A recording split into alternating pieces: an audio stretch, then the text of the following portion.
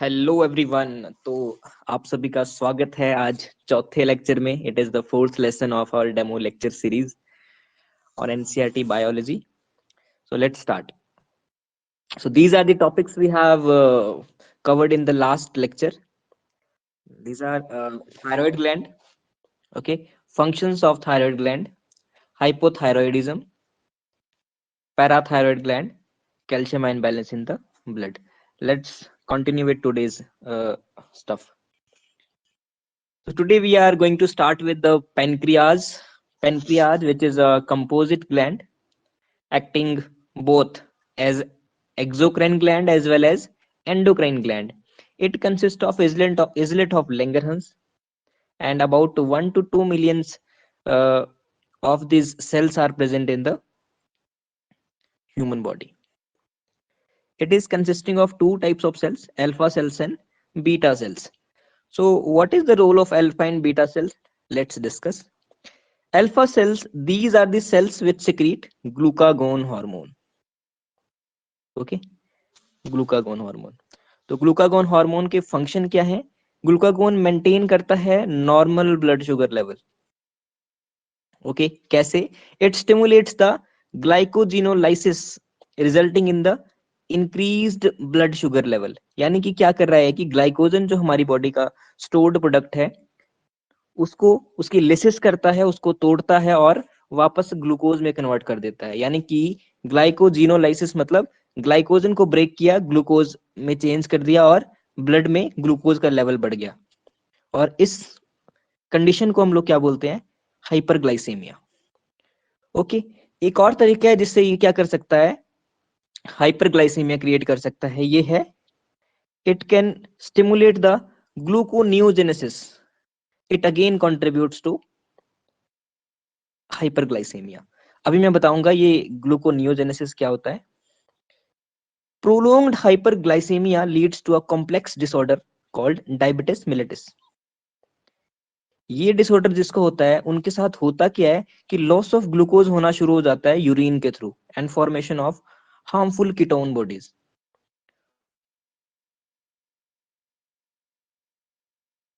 Sales जो कि produce करती हैं इंसुलिन हार्मोन.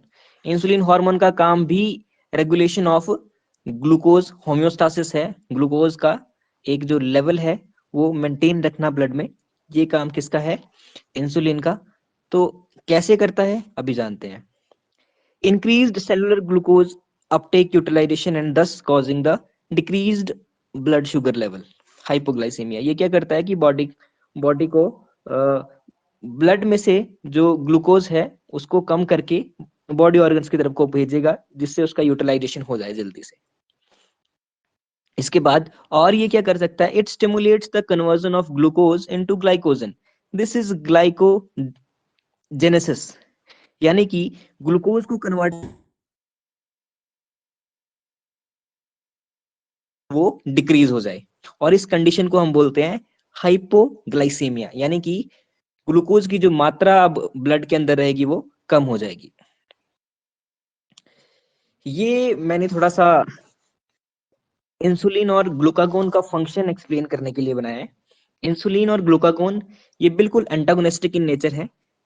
एक ब्लड शुगर लेवल को कम करता है तो दूसरा ब्लड शुगर लेवल को बढ़ाता है. तो हमने एक टर्म की बात की थी, ग्लाइकोजेनेसिस. यानी कि ग्लूकोज, आपके पास ग्लूकोज है और यहाँ मैंने ग्लाइकोजन जो कि स्टोर होता है लिवर में. तो ब्लड में जो ग्लूकोज है, अगर ग्लाइकोजेनेसिस होगी तो ग्लूकोज कहाँ चला जाएगा? लिवर में ग्लाइकोजन बन के. ठीक है, और ये काम किसका रहेगा? इंसुलिन का. ये ग्लूकोज को कम करने की कोशिश कर रहा है. ओके, और या फिर ये क्या करेगा, ग्लूकोज को बॉडी अपटेक यूटिलाइजेशन के लिए यूज करवाएगा. ये काम भी किसका है? इंसुलिन का. लेकिन दूसरे जो दोनों मेथड्स हैं ये क्या है? ग्लूकोजिनोलाइसिस है ना. इसमें क्या हो रहा है, सॉरी, ग्लाइकोजिनोलाइसिस. तो ग्लाइकोजिनोलाइसिस में क्या हो रहा है कि ग्लाइकोजन जो इंक्रीज कर रहा है, और ये काम किसका है? ग्लूकागोन का. दूसरा कौन सा तरीका है? ये क्या कर सकता है, नॉन कार्बोहाइड्रेट सोर्सेज जो है हमारी बॉडी में, और non carbohydrate sources of energy क्या है? प्रोटीन होती है, ओके, फैट्स होते हैं. तो इन सबको ये क्या करेगा, ग्लूकोनियोजेनेसिस यानी कि एक फिनोमिनन यूज करेगा, एक साइकिल यूज करेगा। उससे क्या होगा कि जो आपकी ये नॉन कार्बोहाइड्रेट सोर्सेज हैं इनकी ग्लूकोनियोजेनेसिस हो जाएगी, यानी कि ये कन्वर्ट हो जाएंगे ग्लूकोज में। अब ये काम कौन करवा सकता है, इस तरह का काम करने करने का किसका काम है, ये ग्लूकागोन को ये काम दिया गया है कि ये प्रोटीन, फैट्स या किसी भी तरह के जो और जो हमारे पास non carbohydrate sources of energy हैं, वहां से लिपिड्स भी हो सकते हैं, वहां से यूज करके, उनको यूज करके ये ब्लड में ग्लूकोज ग्लूकोज की जो फ्लो है उसको बढ़ा देता है, यानी कि ब्लड ग्लूकोज लेवल को हाई कर देगा। नेक्स्ट चलते हैं। ओके, तो अगली ग्लैंड हमारे पास जो है वो है एड्रीनल ग्लैंड। और body has one pair of adrenal gland. Adrenal यानी कि रीनल यानी कि किडनी। ओके, किडनी के ऊपर जो आपके पास ग्लैंड है that is adrenal gland. Adrenal gland का ही स्ट्रक्चर आपको यहां बना हुआ दिख रहा है। इसके बेसिकली दो पार्ट्स हैं, एक मेड्यूला और एक कॉर्टेक्स। अब जो ये कॉर्टेक्स है, कॉर्टेक्स के फर्दर तीन पार्ट्स हैं, zona glomerulosa, zona fasciculata and zona reticularis. Okay, ये सब एंड्रोजन्स, ओके, पेप्टाइड्स, ये एपिनेफ्रिन और एपिनेफ्रिन, इन दोनों को साथ में बोलते हैं हम कैटेकोलाइम्स। ओके, तो ये सब प्रोडक्शन इनका हमारी एड्रिनल ग्लैंड का काम है। कौन कौन किसको प्रोड्यूस कर रहा है अभी जानते हैं। ये देखिए, ये हमारा कॉर्टेक्स है, जो साइड की तीन लेयर्स हैं आपको दिख रही हैं। जोना ग्लोमेरुलोसा ये मिनरेलोकॉर्टिकॉइड्स को प्रोड्यूस कर रही है एंड एल्डोस्टेरोन हार्मोन को प्रोड्यूस कर रही है। जोना फेसिकुलेटा जो है ये प्रोड्यूस कर रहा है ग्लूकोकॉर्टिकॉइड्स। जो ना रेटिकुलरिस प्रोड्यूस कर रहा है एंड्रोजन। आप टेंशन मत लीजिए इसके नाम सुन के, अभी हम इनके फंक्शंस जो है वो लेटर ऑन करेंगे, इनको आराम से डिस्कस करेंगे। जो ना रेटिकुलरिस है एंड्रोजन। ओके ओके, तो जो ये मिडल वाला पार्ट है जिसको हम मेड्यूला बोलते हैं, मेड्यूला क्या प्रोड्यूस करता है, epinephrine, nor epinephrine and dopamine hormone. Okay, cortex से एक चीज और रिलीज होती है, it secretes the androgenic steroids which leads to the growth of hair in the facial and pubic areas। जो हमारी बॉडी में जो हेयर जो ग्रो करते हैं इन एरियाज में, facial hairs and pubic hairs, ये इसकी वजह से प्रोड्यूस होते हैं एंड्रोजेनिक स्टेरॉइड्स, जो हम ये कॉर्टेक्स प्रोड्यूस करता है। Okay, let's discuss the epinephrine and nor epinephrine, जो कि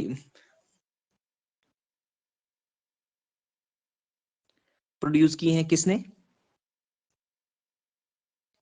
मेड्यूला ने, medulla of adrenal gland.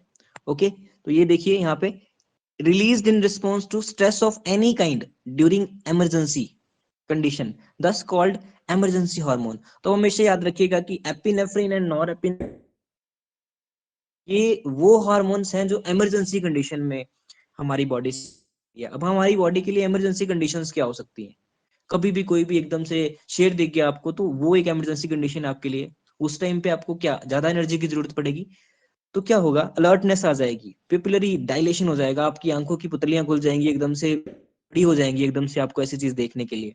Okay, ये क्या हो जाएगा, पाइलो इरेक्शन, आपके रेजिंग ऑफ हेयर हो जाएगी।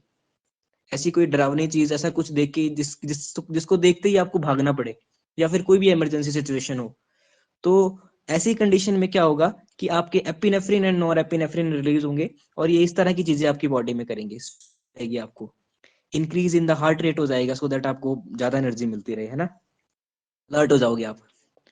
ओके, तो ये जो कैटेकोलामाइन जो है ये स्टिमुलेट करता है ब्रेकडाउन ऑफ ग्लाइकोजन। ग्लाइकोजन को ब्रेक डाउन करेगा सो दैट आपको जल्दी से एनर्जी मिल जाए और एनर्जी मिल जाए। ओके, ये सब कुछ इसलिए है, इसीलिए इनको क्या बोलते हैं हम लोग, इमरजेंसी हार्मोन भी बोल रहे हैं। Okay, it stimulates the breakdown of lipid and proteins. इनका ब्रेक डाउन करके भी ये वही कर रहा है, ग्लूकोनियोजेनेसिस कर रहा है।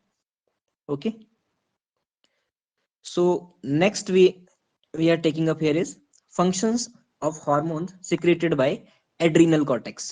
adrenal cortex क्या secrete कर रही है, हमने adrenal medulla का देख लिया, इसने दो हार्मोन secrete किए, बेसिकली दो, डोपामाइन भी secrete करता है ये।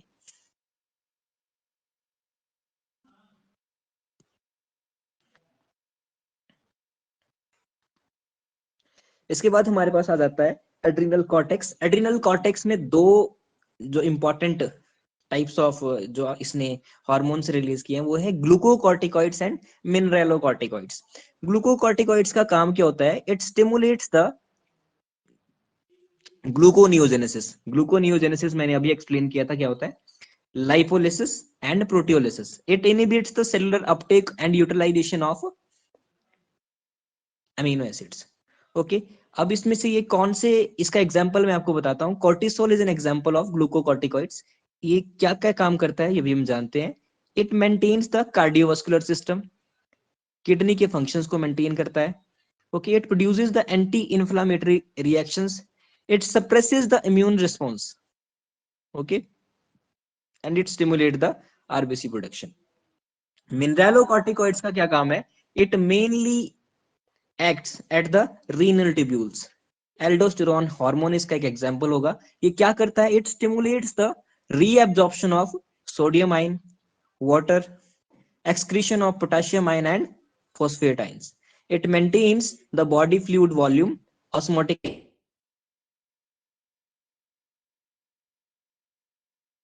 These are the functions of, okay.